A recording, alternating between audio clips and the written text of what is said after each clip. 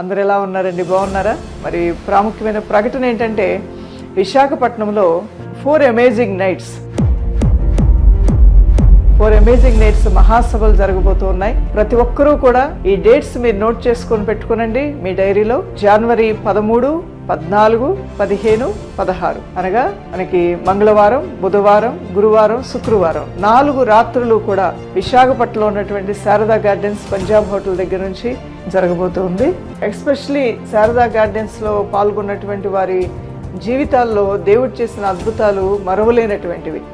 జీవితాలు నూతనపరచబడ్డాయి. క్రీస్తు తట్టు అనేక హృదయాలు త్రిప్పబడ్డాయి. అనేకులు లోతైన మారు మనసు పొంది ప్రభువుని రక్షకుడిగా అంగీకరించారు. అనేక మంది రోగులు స్వస్థపరచబడ్డారు.